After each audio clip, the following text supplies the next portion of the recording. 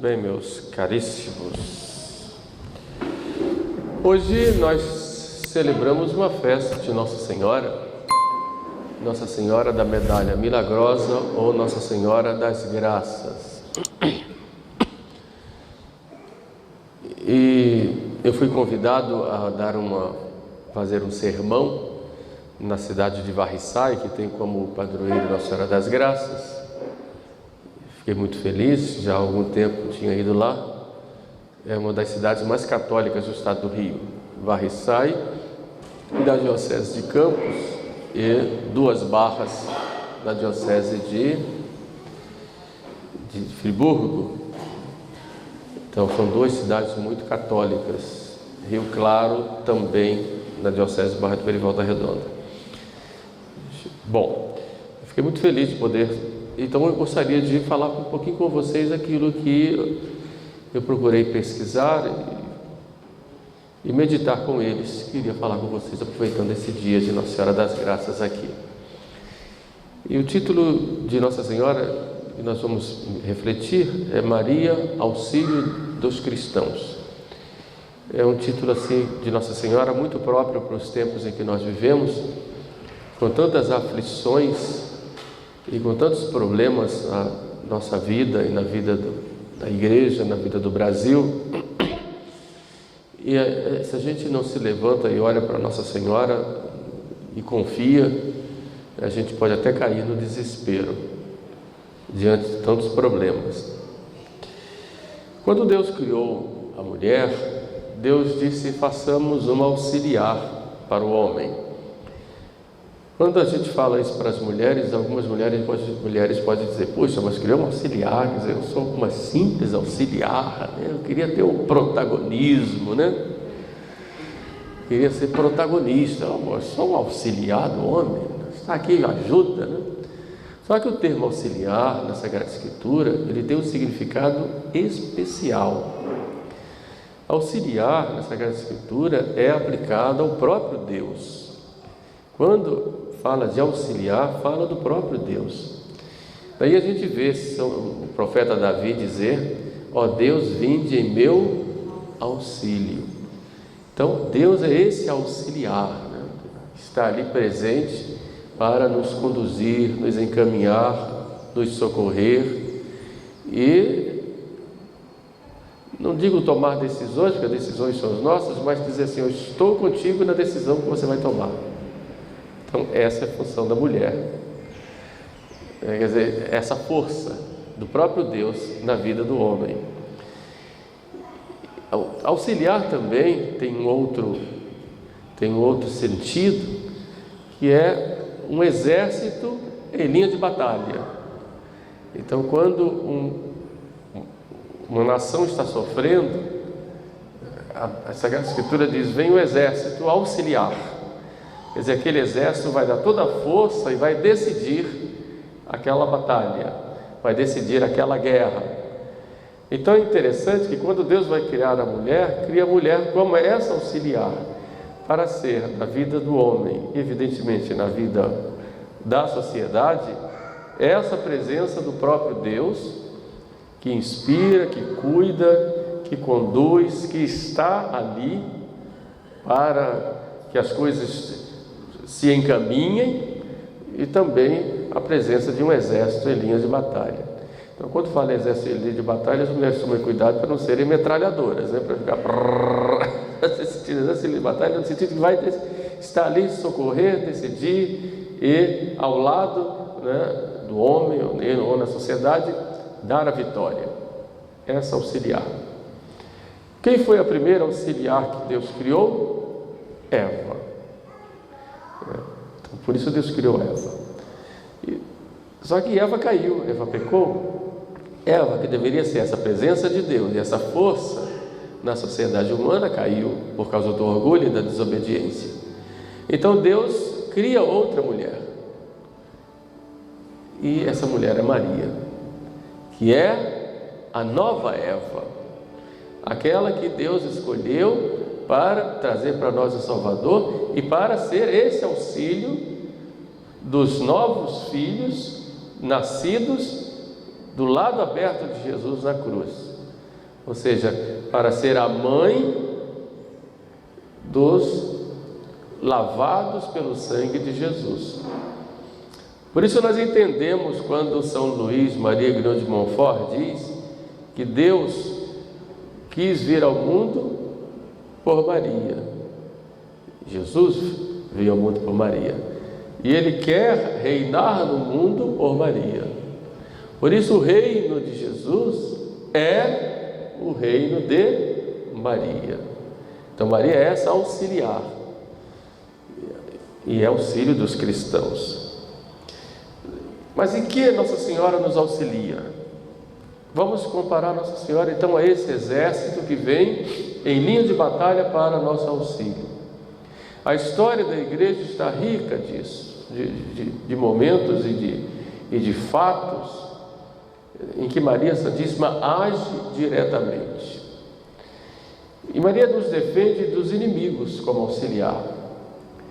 E defende dos inimigos de fora da igreja, porque ela é auxílio dos cristãos, e defende dos inimigos de dentro da igreja.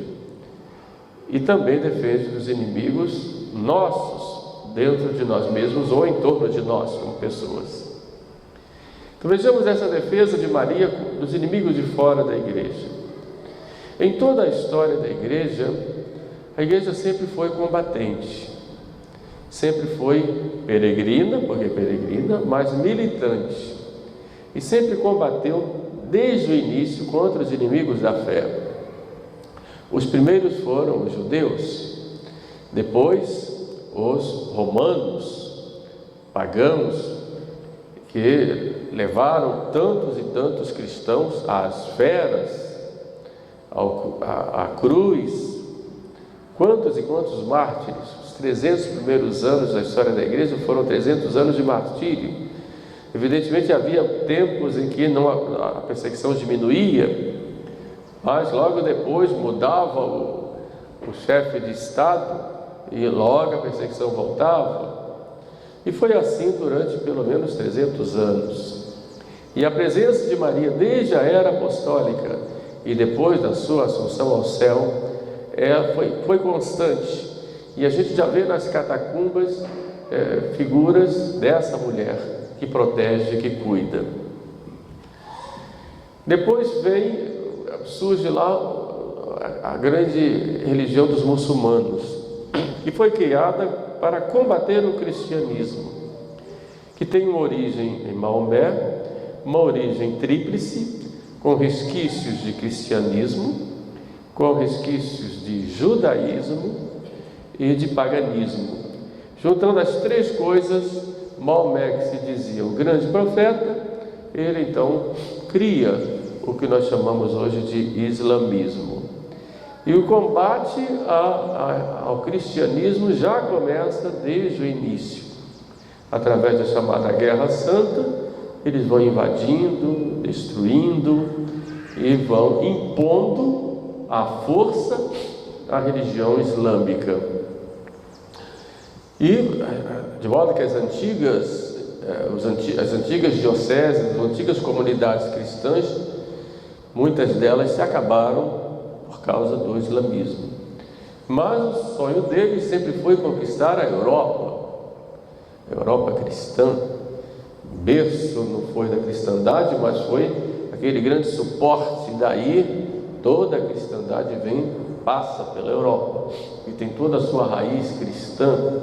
Evidentemente não foi de uma hora para outra que se tornou cristã, mas a igreja foi a única instituição que se estabeleceu e que não foi destruída, mesmo depois da queda do Império Romano, das invasões dos bárbaros.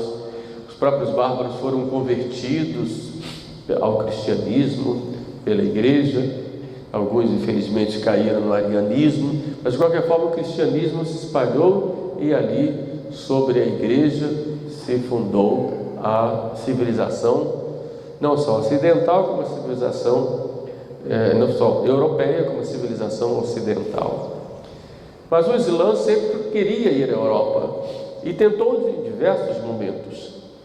Tentou lá na Espanha, invadiu a Península Ibérica, Lá ficou 781 anos, na Península Ibérica, onde hoje é Portugal e Espanha, e ficou lá durante muito tempo. Fundou cidades. Granada, por exemplo, é um exemplo de cidade fundada pelos muçulmanos. Os cristãos ficaram recuados. Quem ficou lá não foi para o norte. Muitos foram escravizados. Havia uma certa convivência, mas os cristãos eles sofreram a escravidão por parte dos muçulmanos. Ali eram chamados de mouros. Nossa Senhora aparece então a 3 homens: São Raimundo de Peñafort, São Pedro Nolasco e o rei de Aragão, e para que eles fundassem uma espécie de congregação religiosa, uma ordem religiosa, para combater, para resgatar os cristãos cativos dos muçulmanos, porque muitos corriam o risco de perderem a fé, até por conta dos próprios trabalhos e tudo. E nós estamos falando aí de quase 800 anos, portanto, muito tempo na história. O Brasil tem 500, você imagine 800 anos daquela cultura e aquela religião imposta lá na Espanha. E a gente vê Nossa Senhora como auxiliar aí, cuidando.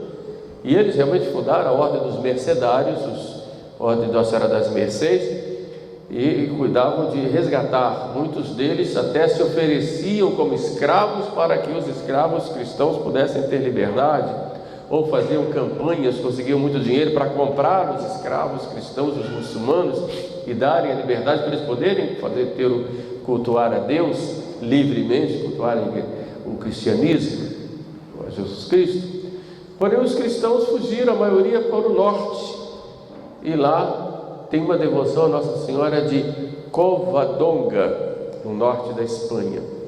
E é lá em Covadonga que ocorre a grande decisão de combater os muçulmanos, e com a força de Nossa Senhora de Covadonga, os cristãos começam então a descer lá do norte e começam a expulsar os muçulmanos nas grandes batalhas, até chegar ao cerco de Granada, e foram expulsos de Granada. E já estamos aí chegando já no século XV, mais ou menos, eles já são expulsos de Granada.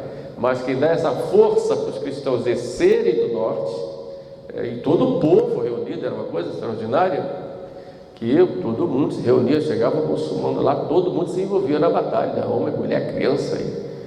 Minha professora de espanhol, que era espanhola, né, daquelas bem fortes, dizia que mesmo lá na terra dela, os cristãos ficavam lá nos altos das senhoras, lá não podiam pegar a espada, esquentavam azeite lá no fogo e derramavam em cima dos inimigos lá. Quer dizer, todo mundo se envolvia. Daí ela dizia, explicar que os espanhóis são muito fortes, tal, né, para mostrar exatamente essa batalha, né? Mas tudo, a decisão em Covadonga, que Nossa Senhora vem trazendo e terminaram expulsando, né?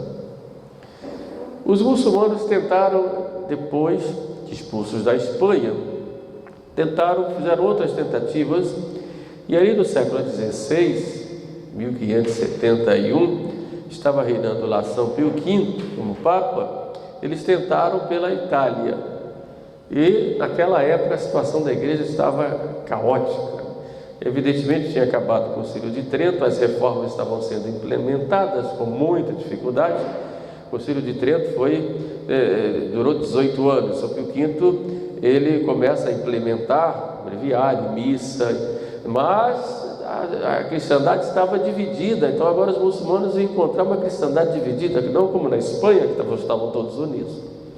Agora é fácil entrar na Europa, os cristãos os católicos que vão resistir são poucos. Muitos príncipes se tornaram protestantes, então agora não tem mais aquela proteção dos príncipes com seus exércitos. Então o Papa São Pio V convoca uma grande cruzada do Rosário e faz lá contra o povo todo. Só Nossa Senhora, auxílio dos cristãos, poderá nos socorrer. Então juntou lá alguns príncipes cristãos com um exército muito pequeno, e eles vão na direção dos muçulmanos com muita coragem. Os muçulmanos tinham, segundo a história, cerca de 280 navios. Se imagine, 280 navios, era muita coisa. Os cristãos eram pouquíssimos, mas foram com coragem e com fé em Nossa Senhora. O Papa São Pio V ele fica em Roma e começa a juntar o povo para rezar o rosário, inclusive na rua, fazendo procissões, etc. E os soldados vão.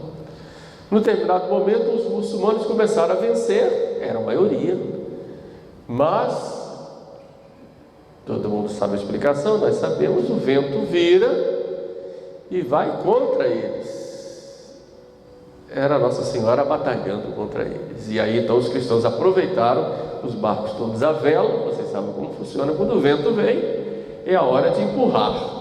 E os cristãos avançam, afundam muitos navios muçulmanos, e os que ficam fogem em debandada.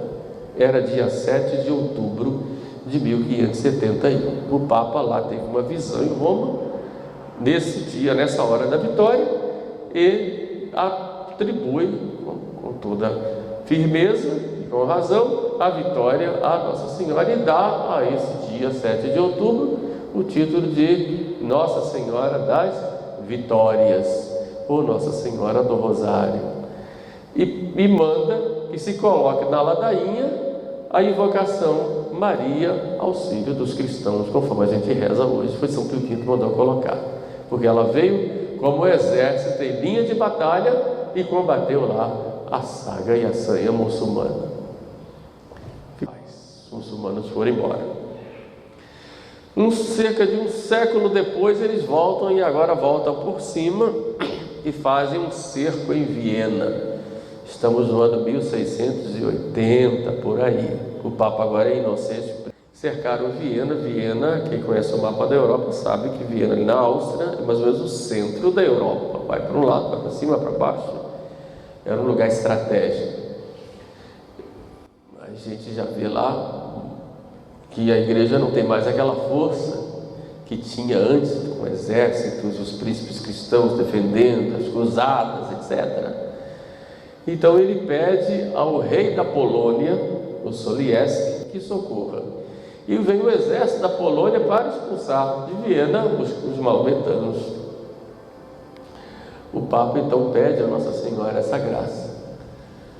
E um exército pequeno, também milagrosamente expulsa de Viena, e o Papa institui então a festa de Nossa Senhora da Santíssimo Nome de Maria, em honra dessa batalha de expulsão.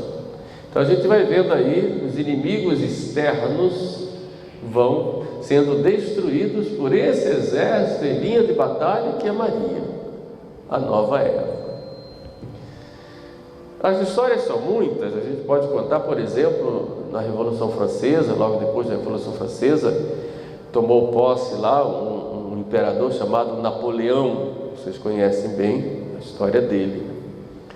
Napoleão, ele era tão displicente que ele chegou a prender o próprio Papa. Estamos aí no século XIX já, no início do século XIX, e prendeu o Papa Pio VII. E levou Pio VII para a prisão, de Roma para a França. É interessante que ele queria que Pio VII o coroasse, rei, imperador, e forçadamente obrigava o Papa a coroá-lo. Só que na hora ele não teve paciência, ele mesmo tomou a coroa do Papa e ele mesmo se coroou, e deixou o Papa preso. O Papa sofreu muito na prisão lá na França.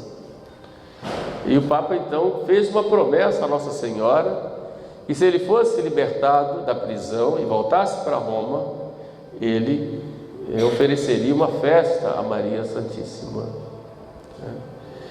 E ele então, Napoleão debochava do Papa, ria do Papa, o Papa excomungou Napoleão. E Napoleão disse: a sua excomunhão não serve nem para tirar um fuzil da mão de um soldado meu, então não vale nada. E Napoleão então vai para continuar a guerra, a gente sabe a história dele, e vai para a guerra na Rússia, lá nas geleiras, e lá enfrentam um frio tão forte, que os soldados não conseguem segurar o fuzil, e cai o fuzil. E é lá que Napoleão perde a guerra, lá no frio da Rússia. Ele venceu todas as batalhas, mas quando chegou no frio da Rússia, então dizem que ele foi vencido pelo frio, não pelo exército russo. O fato é que depois Napoleão, perto dessa batalha, Napoleão vai decaindo, termina abdicando e é degradado para a ilha de Santa Helena.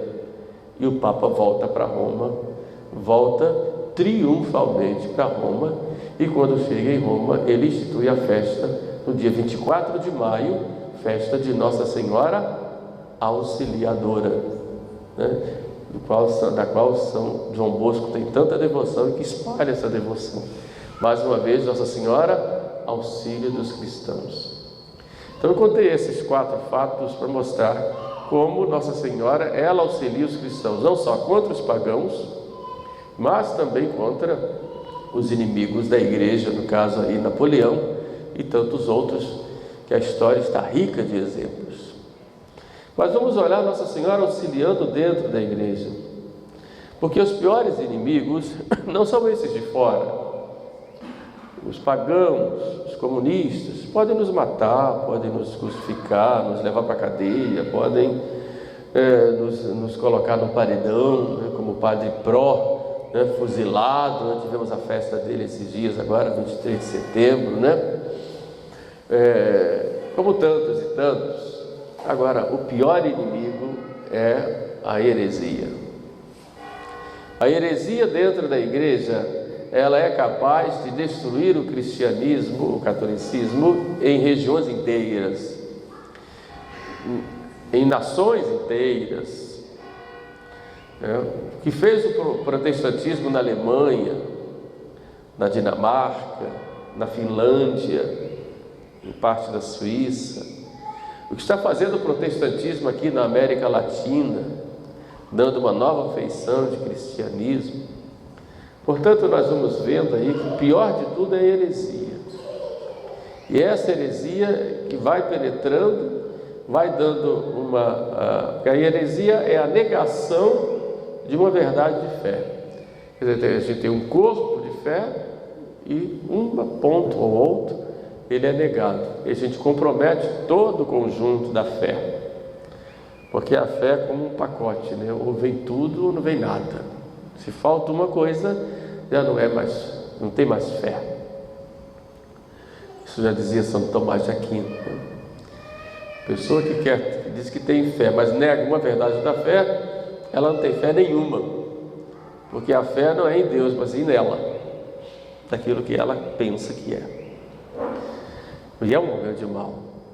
No início da Idade Média, nós temos lá, não no início, mas já indo, né, no meio da Idade Média, 1200, 1300, nós temos lá a grande heresia dos cátaros e albigenses. Foi a heresia que fez miséria na Itália, sul da França, um pouco na Espanha. E os cátaros e albigenses eram uma espécie de cristianismo esotérico. Era gnóstico. Eles não acreditavam, diziam que a matéria era má, e odiavam o sacerdócio, a missa, o matrimônio.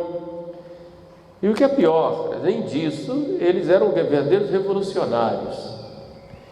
Na Idade Média, o cristianismo estava tão arraigado na sociedade que a negação de uma verdade da fé criava um transtorno até nas relações sociais e um transtorno também político.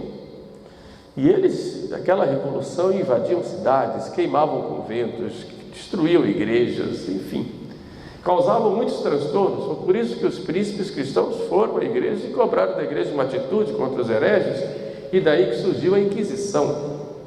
A igreja julgava uma parte religiosa, e entregava ao poder secular a julgar a parte criminal, comum, o crime comum, que eram muitos, mortes, assassinatos, etc, etc. O fato é que a igreja começou a pregar, e destacou-se na pregação um jovem, um santo chamado Domingos, um espanhol, São Domingos. Só que São Domingos pregava, e fundou uma ordem para isso, a Ordem dos Pregadores, o OP, né, que são chamados hoje de dominicanos, e pregava, e sobretudo para converter esses hereges, mas o sucesso era pouco. Um dia ele se queixando diante de uma imagem de Nossa Senhora: o que eu vou fazer? E Nossa Senhora então aparece a ele e diz: prega o rosário, prega o rosário. E ele então assume essa devoção, começa a pregar o rosário, e as conversões começam a acontecer. É verdade que a igreja também fez muitas cruzadas, e muitos tiveram que ir na marra, ter que se render, porque o problema era também de ordem relacional, social. Mas de qualquer forma, o rosário foi a grande arma. Maria Santíssima foi esse exército para combater a heresia dentro da igreja.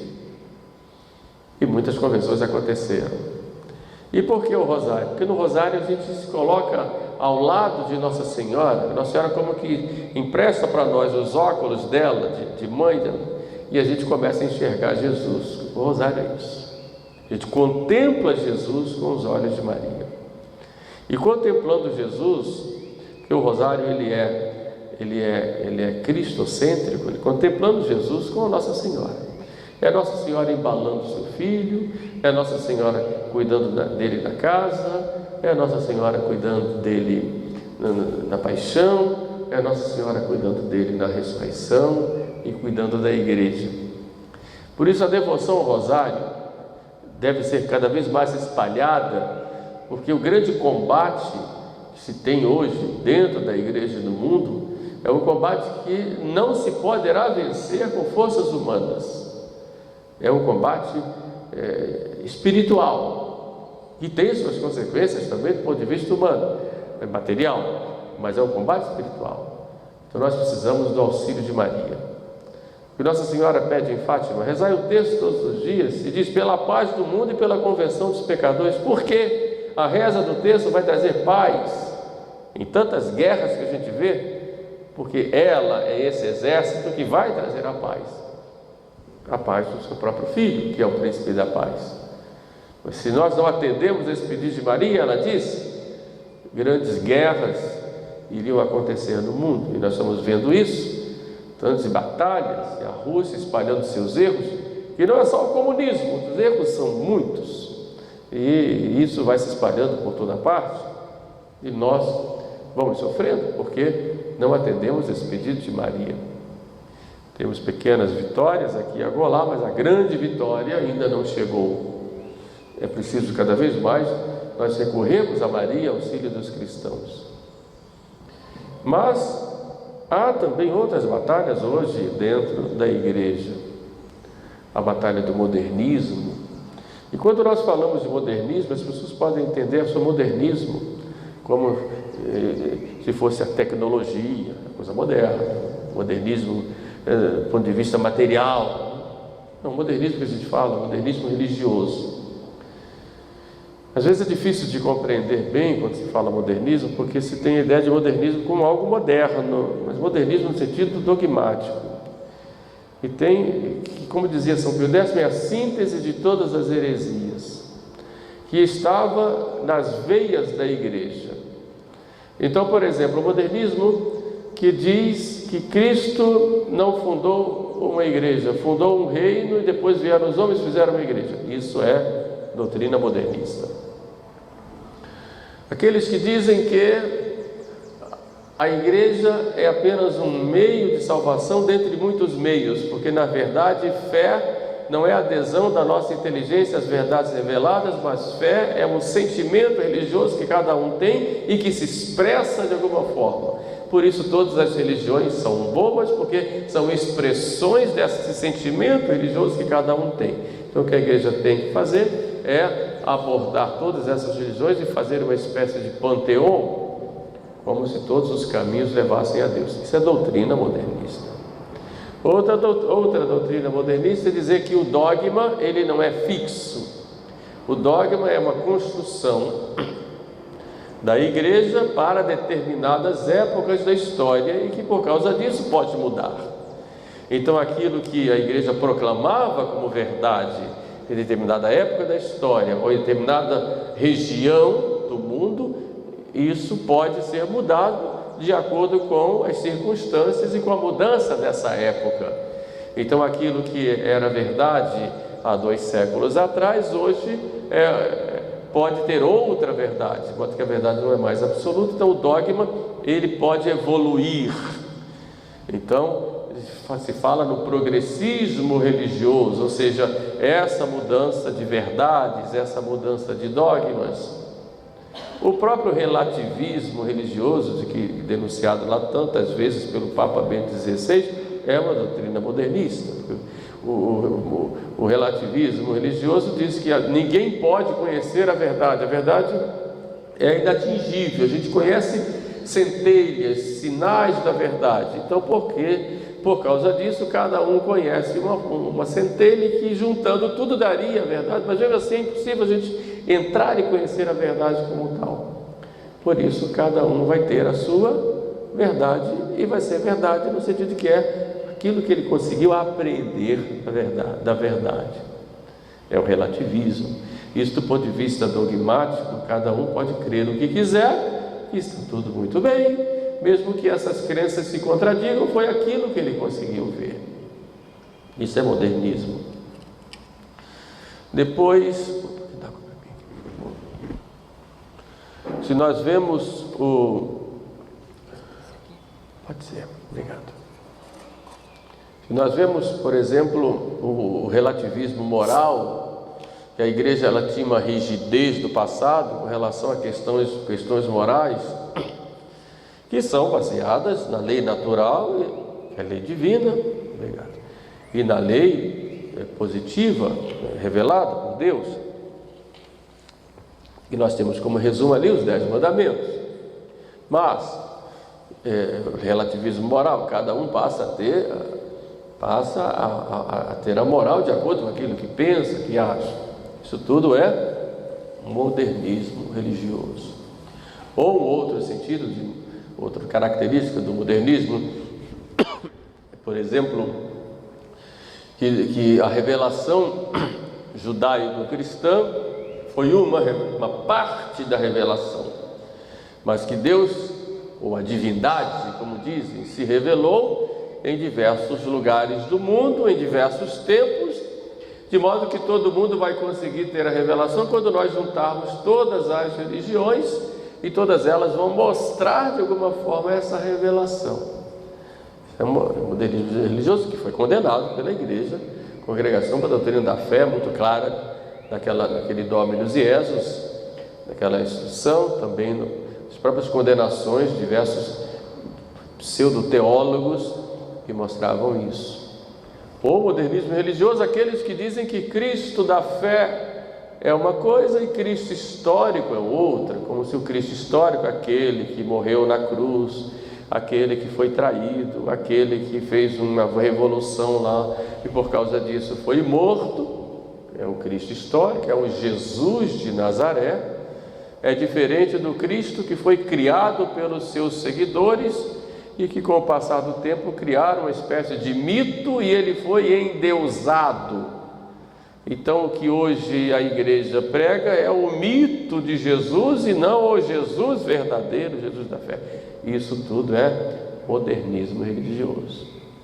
Vocês estão assustados com essas coisas, e eu também estou.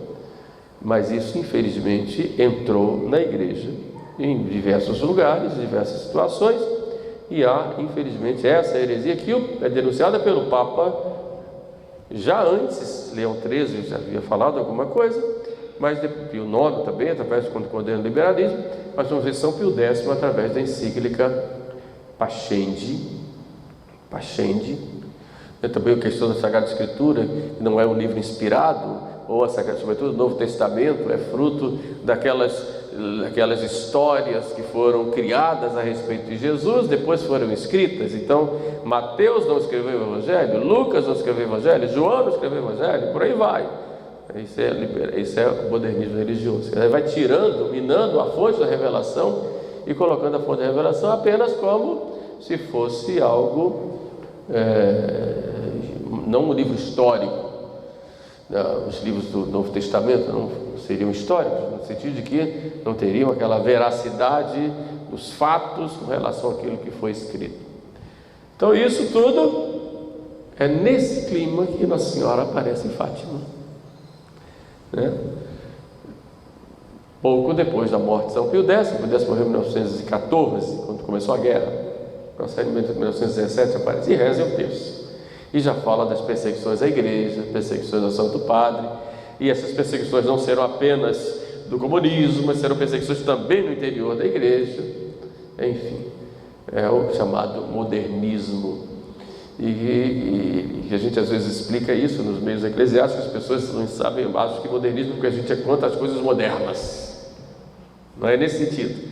O modernismo religioso é essa falsificação das verdades da fé, e é tão difícil que uma nova filosofia, uma nova teologia, que a igreja respondeu a isso, condenou.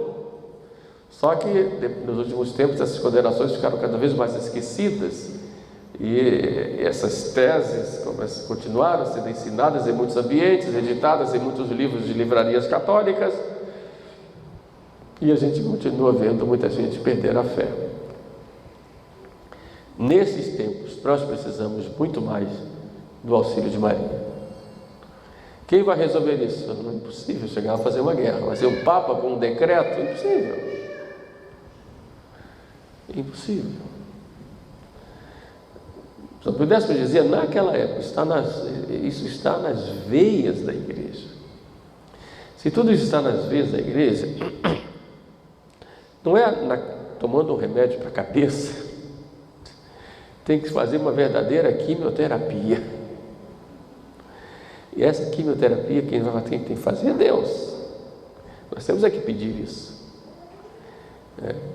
Mas, por outro lado, nós temos que ter o cuidado de nós vivermos o cristianismo em plenitude.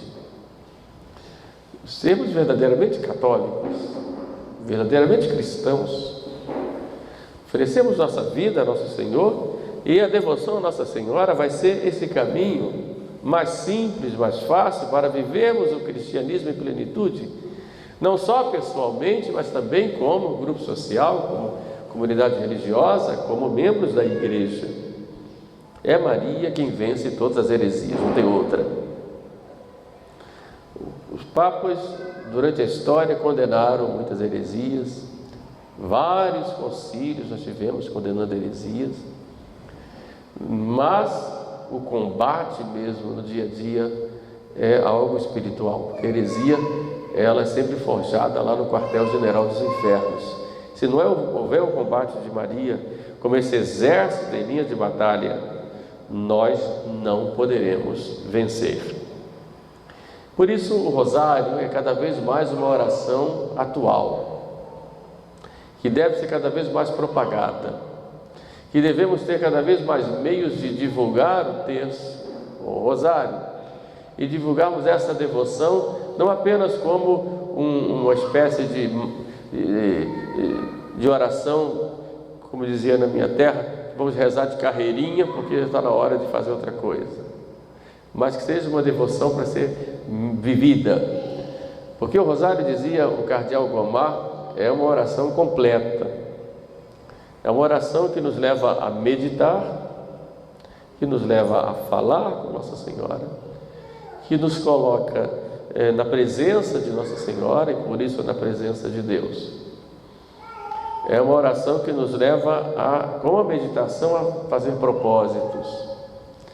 Por isso é muito importante nós rezarmos o rosário, divulgarmos essa devoção, para que o mundo possa, com Nossa Senhora, ir se transformando.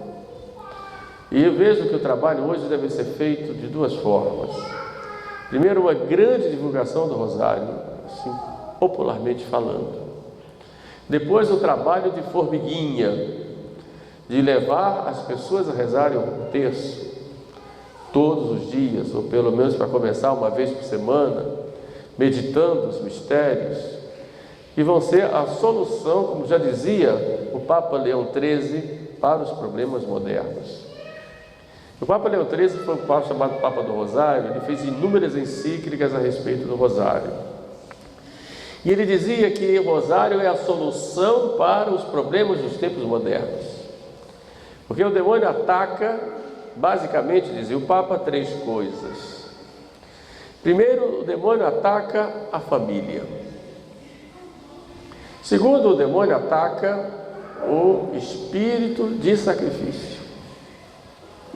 Terceiro, o demônio ataca ataca o espírito de sacrifício pela corrupção dos costumes, pelo prazer.